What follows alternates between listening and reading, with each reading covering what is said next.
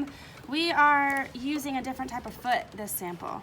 The way you release the feet is by pressing the button on the back and it just comes off. So for the very beginning, you need a regular foot. And then I'll show you how you switch to the zipper foot.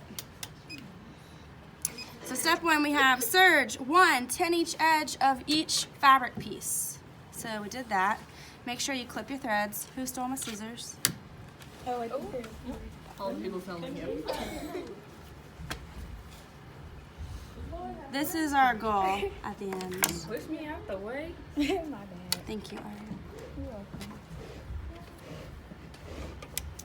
Step 2 says, mark a dot on the back of your fabric about 2 inches from the bottom of one of the 10-inch sides that you just serged.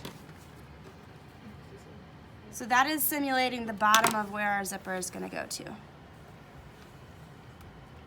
So 2, take your chalk, make a mark right here. Some of you have the correct size zipper for this sample, which is 7 inches, but some of you may have a longer one, and that is okay.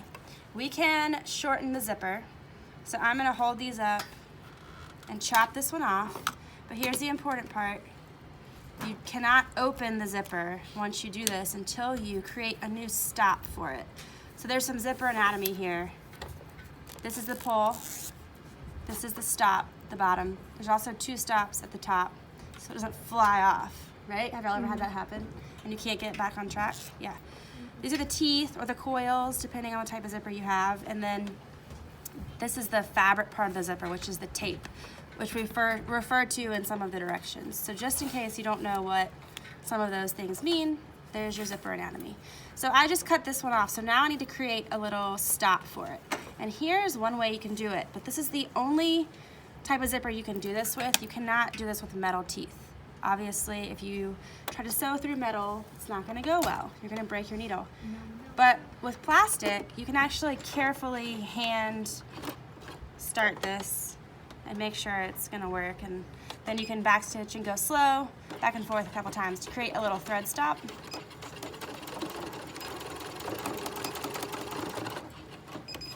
Cut your threads. And now I created a little stopper for my zipper, and so you can buy pretty much any length zipper if it's longer than what you need and shorten it to what you need, which is kind of a good thing to know. I mean, maybe a little bit wasteful, but oftentimes you go to the store and they don't have the exact size you need in the right color, so this is one good method. All right, so that is taking us to step 2. Step 3, you're gonna pin your 2 pieces together perpendicular to the serged edge, just like we have been doing with all of our samples. So this part is easy so far. So match your serged edges up, and then pin perpendicular like this. And you're going to take basically like everything you've learned in your sample so far and apply it to this one sample. Remember in our stitch regulation, sample number 1, we switch back and forth from like basting to regular and all that. We're doing that here. So from the top, we're basting here down to our marking. Basting stitches are the big ones, right? Basting is big, yeah. So you're gonna put it up to your stitch length of 5. And then you're gonna back stitch right there and sew to the bottom and then back stitch. So that is gonna be like a tiny baby regular seam. But this is only holding our fabric together temporarily. Because think about it, it's a zipper, it's gonna open up eventually. But until you get it sewn in, it's way easier if it's attached together. If you turn your machine on, it automatically puts your needle off to the left, which actually makes your seam allowance slightly bigger than 5/8. And for this, we want that because y'all are just practicing and you might need a little extra wiggle room. So I'm gonna crank it up to 5. If you're over there, of course it's 4, but do your basting stitch. Y'all know how to do that. I'm not gonna back stitch because this is just a temporary hold. I don't need it to stay forever.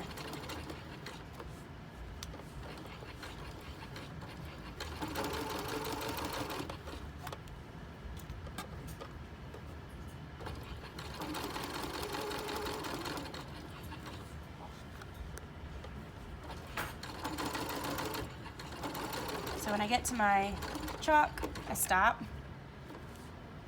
and switch to 2.5. back stitch, and then go to the bottom. So if this was on like a side seam of a skirt or something like that, then what's under the zipper is a regular seam. And so that's what we're simulating here. The fact that we have a zipper opening here and then a regular seam up under it. So that's where our zipper's gonna stop. Is the iron hot? Should be. Because the next step is to press it open.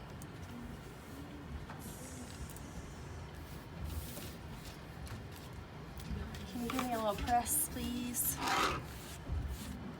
And that takes us to So you number did a whole 6. sample just to press it open. So you did a whole for the board. You did a whole another one just to press it open.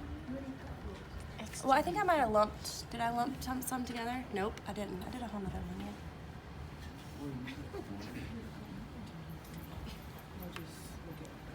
Okay, now flip it over and do that just so it's, you know, really nice and not ripply.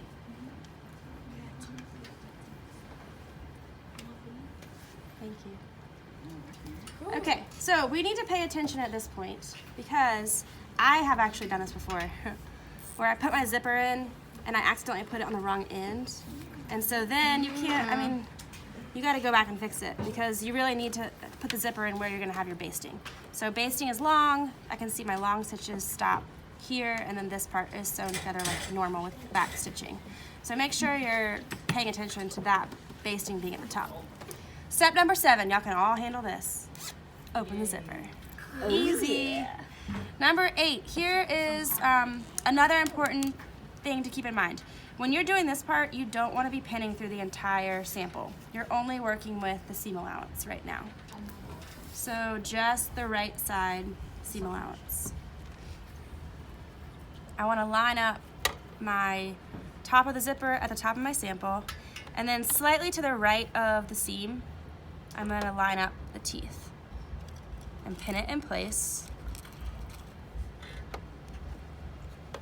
And I want to make sure that the stop is lining up where my marking was because that's how we set up this sample, is that the bottom stop will hit right about 2 inches from the bottom if it's a 7-inch zipper. You never want to cut your zipper at the top. If I've seen so many people cut it off like right here because they're like, oh, there's extra stuff up there. You need it, otherwise it's gonna go flying off the top. So don't do that. All right, understand so far?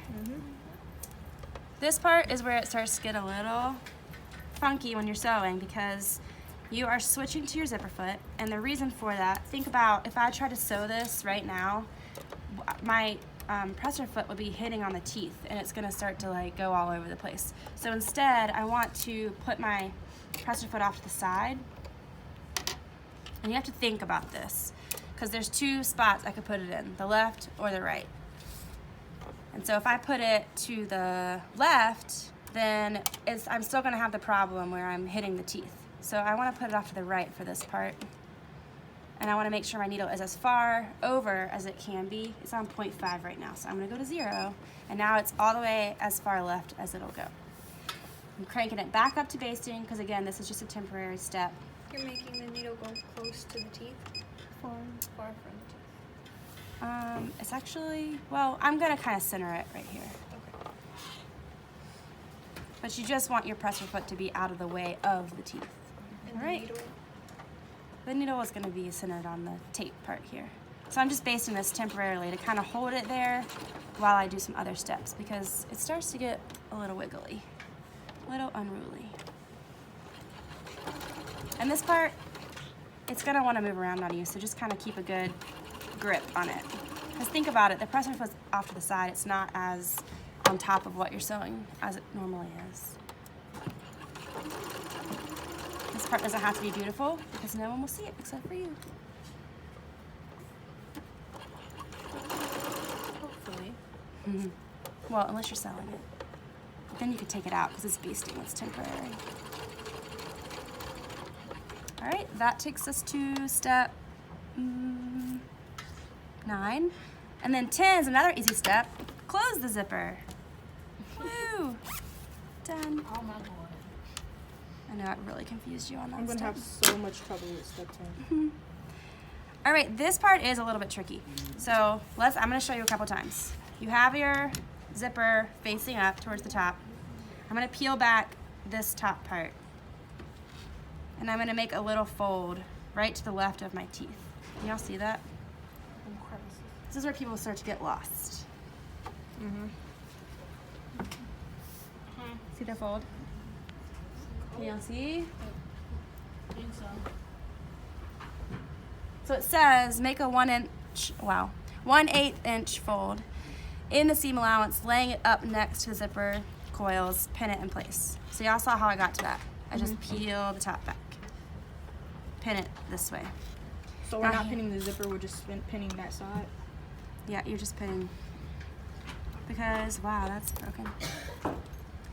Right now, it's just basted on there, which is temporary. We're gonna make it permanent now. So guess what? I have to switch my stitch length to regular. Instead of basting. So 2.5 stitch length. Here's the tricky part. You've got to sew in here. Not And over not hit the here. teeth? If you hit the teeth, you're in trouble. If you go that way, you've closed it up. So you've got to stay within this fold here. And if you have to try a couple times, that's okay. We're just practicing here. 2.5. Oh, but look, now my zipper foot's in the way. I gotta move it. So move it to the other side. Put the needle that a over. step? I mean, it's just something you have to figure out as you're doing it. It's not really a step. It might be different every time. So I move my needle to the right this time. And I won't have to move it anymore as long as I do it this way. Is this basting or permanent? Now we're doing regular. We're making it permanent. So we're gonna back stitch the top, sewing our little tiny 1/8 inch fold here. It's actually kind of bigger than that.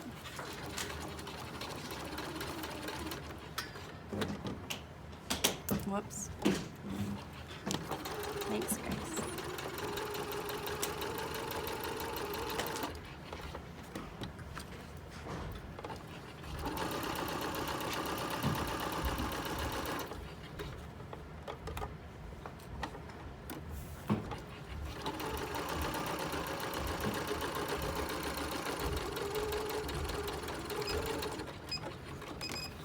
Cut your threads. Now what step are we on? 12. 13. 13 is another easy step. Put it like this. Voila. 14. Place pins parallel to each other across the seam. So you're going to put it around the zipper teeth. And you're going to put the last pin at where your zipper stop is. I'm going to find like a reddish pin so I know where to stop. Which is like right here. And then I'm just gonna pin the rest. Because what you don't want to happen is this little bubble. Y'all see that? That makes a mess. You want it to be pulled, you know, straight and flat.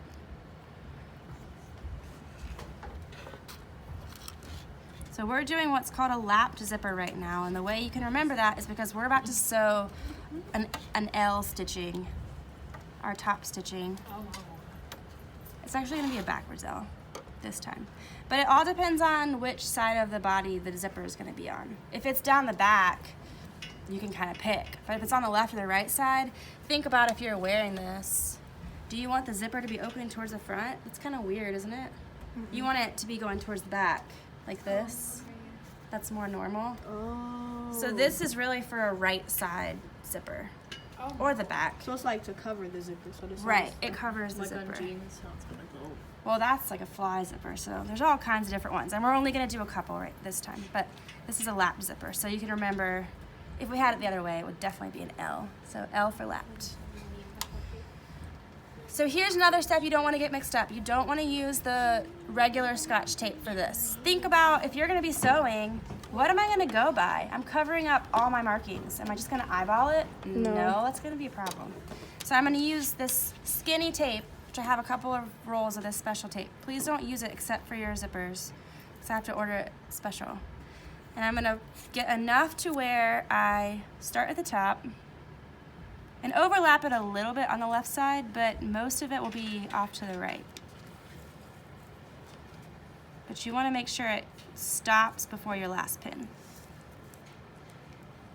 There we go. So we're using the tape as our guide because you don't want to do a big mark of chalk on the outside of your garment because what if you can't get it out? So this is a more temporary solution to the problem of not being able to see your markings.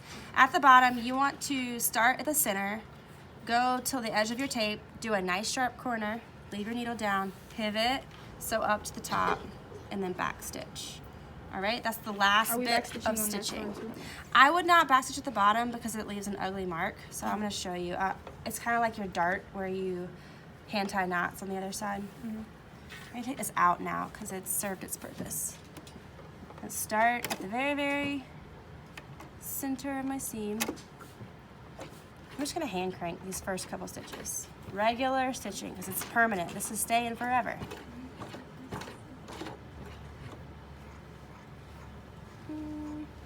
That's good. Leave it down, pivot. You don't want to catch the tape in your stitching because it's going to be really hard to get off if you do that. All right, so here's where you've got to do your best to stay right there on the edge of your tape. Not catching it, but not going too far out because then you risk losing, you know, it's not holding the tape, the zipper tape there anymore, and then it's not attached. So you've got to stay in a really small margin.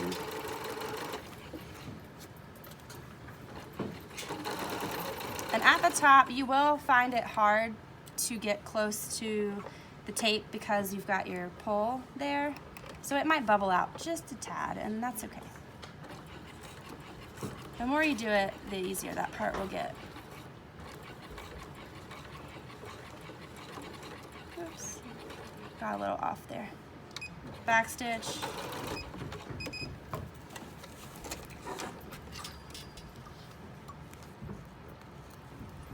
You're done with your tape now, so you can take it off. Maybe you can share with your neighbor and so we don't waste so much. Now you're gonna pull this to the back, hand tie knots. You can. Yeah. Kind of like you're tying, the first step of tying your shoe, you know, cross them over, pull it. How many times would you do that? 2 or 3. And then cut it so it's about a ½ an inch long, so it won't come out.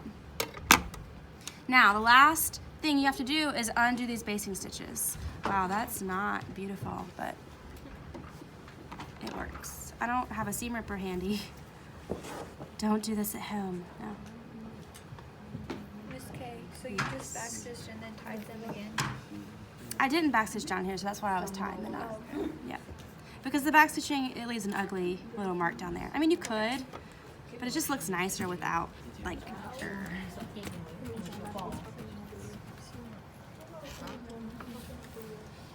Say what? So the 1/8 inch fold where we sewed that part, that's what's holding our left side in right now, and then the L stitching is the only thing holding the right side. So if you mess those two parts up, then you kind of done yourself a disservice because the zipper's not going to be attached properly.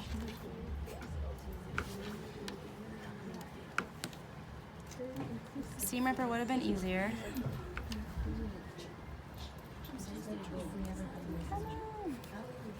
All right, so once I clean up all these threads, I have it done. That's it. Oh, okay.